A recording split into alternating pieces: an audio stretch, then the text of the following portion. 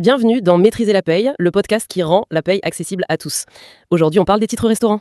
C'est un super sujet. Des millions de Français les utilisent tous les jours pour déjeuner ou faire leurs courses, mais que peu connaissent vraiment les règles qui se cachent derrière. Exactement. Surtout qu'avec la numérisation totale qui approche, ça soulève aussi de vraies questions sur nos habitudes de consommation. Donc notre promesse aujourd'hui, c'est de décrypter le cadre légal, les plafonds exacts et les futures réformes pour ne plus jamais faire d'erreur. C'est parti. Alors pour poser les bases, est-ce qu'une entreprise qui embauche est obligée de fournir ces fameux titres restaurants ? Eh bien non, pas du tout, c'est vraiment une idée reçue tenace, mais il n'y a aucune obligation légale d'utiliser ce dispositif précis. L'employeur, sa seule vraie obligation, c'est de s'assurer que ses équipes puissent se restaurer. D'accord, donc il peut faire autrement. Tout à fait. Il peut verser une prime de panier ou même mettre en place une cantine d'entreprise classique. D'ailleurs, à partir de 25 salariés, la loi exige vraiment un local de restauration équipé. Ah oui, avec de quoi réfrigérer et réchauffer les plats. Voilà. En dessous de 25, un petit coin aménagé suffit. Et ce qui est intéressant, c'est que le salarié lui aussi peut dire non. Sauf s'il y a un accord collectif qui l'impose, il a le droit de refuser les titres pour ne pas être prélevé sur son salaire. Ok, donc c'est un vrai choix mutuel au départ. Mais du coup, qui a droit exactement au sein des équipes ? Là, on touche au principe d'égalité. C'est strict, tous les salariés doivent y avoir droit. Qu'ils soient en CDI, en CDD, intérimaires ou stagiaires, il ne doit y avoir aucune discrimination. Et pour les gens en télétravail ? Même chose, le droit du travail considère que pendant les horaires de travail, le domicile est une extension de l'entreprise. Donc les télétravailleurs y ont droit, à la stricte condition que leur repas tombe pendant leur horaire de travail. Donc il faut vraiment travailler au moment de la pause déjeuner ? Exactement. C'est pour ça que si vous êtes en arrêt maladie ou en congé payé, vous n'avez pas de titre.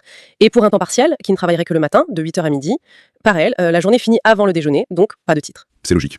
Alors, financièrement, comment se répartit la facture entre le patron et le salarié ? Pour éviter les dérives, l'employeur doit obligatoirement prendre en charge entre 50 et 60% de la valeur du titre. Ce qui laisse le reste à la charge du salarié, c'est ça alors ? Voilà, le salarié paie entre 40 et 50% et c'est prélevé directement sur son salaire net. C'est fait exprès pour que ça reste un avantage social équilibré. Pourquoi l'État empêche un patron sympa de payer à 100% ? Ah, parce que sinon ça deviendrait du salaire déguisé. L'employeur s'en servirait pour augmenter le pouvoir d'achat sans payer de cotisation sociale. L'État surveille ça de très près. Je vois. On peut prendre un exemple concret sur un titre moyen de 10 €. Bien sûr. Sur un titre à 10 €, l'entreprise paye entre 5 € et 6 €. Le reste est retenu sur la paie. Et pour que l'employeur soit totalement exonéré de cotisation sur sa part, en 2026, sa participation ne doit pas dépasser 7,32 €.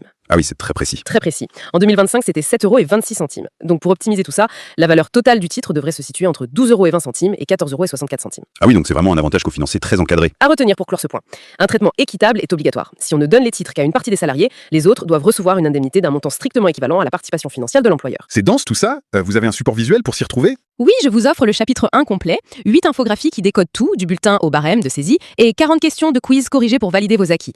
L'outil parfait pour passer de la théorie à la pratique, le lien est en description. Mais revenons au sujet. Super. Alors, si on parle maintenant de l'utilisation au quotidien, où et combien est-ce qu'on peut dépenser avec ces titres ? La limite principale au moment de payer, c'est le plafond journalier strict de 25 € par jour. Et avec les formats dématérialisés, comme la carte ou l'application mobile, l'avantage c'est qu'on paie au centime près. Contrairement au bon vieux carnet papier. C'est ça. Le papier ne permet pas aux commerçants de rendre la monnaie. Par contre, il y a une limite qui frustre souvent les utilisateurs, c'est le blocage géographique. Ah oui, on ne peut pas s'en servir n'importe où. Non, normalement l'utilisation est cantonnée au département où vous travaillez, au département limitrophe. Le but initial, c'était vraiment de faire vivre l'économie locale autour du bureau. D'accord. Et pour les courses au supermarché, on peut toujours acheter des paquets de pâtes ou de la farine avec Face. Oui, et ça, c'est un grand soulagement pour beaucoup.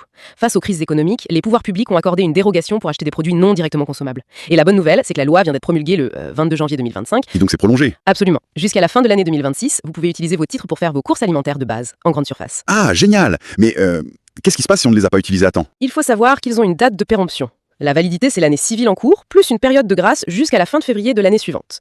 Et n'oubliez pas, c'est bloqué les dimanches et jours fériés, sauf si vous travaillez ces jours-là. Et passer le mois de février, c'est perdu ? Pour le papier, vous avez 15 jours pour demander à votre employeur de vous les échanger contre le millésime de la nouvelle année. Pour les cartes, le transfert se fait souvent automatiquement. Ouf, ça va. Mais attention, les titres qui sont vraiment périmés et non échangés, ils ne sont jamais remboursés. La seule exception, c'est si vous quittez l'entreprise. Ah bon ? On récupère son argent ? Seulement votre part à vous. Vous pouvez demander le remboursement de votre contribution personnelle sur le solde restant.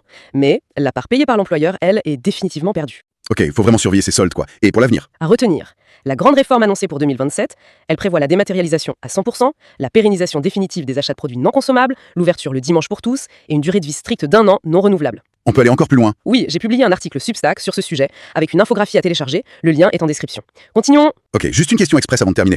Est-ce que je peux donner mon carnet de titres restaurant à un ami ou le revendre si je m'en sers pas ? Non, surtout pas. L'article R326-82 du Code du travail est formel. Ah oui, c'est super strict. Le titre est strictement personnel et nominatif. Toute revente ou cession à un tiers est totalement interdite. C'est noté. Mon livre Maîtriser la paix, édition 2026, transforme la complexité en visuel clair. Avec 50 infographies pour tout comprendre et 250 questions corrigées, vous avez enfin les clés pour maîtriser chaque calcul. Le lien est en description pour commander votre exemplaire. Soutenez ce nouveau podcast avec une note 5 étoiles et un avis sur votre application d'écoute. Ça aide d'autres à nous trouver. Merci de nous avoir écoutés, on se retrouve demain pour un nouvel épisode et surtout, prenez soin de vous. À demain sur Maîtriser la paix.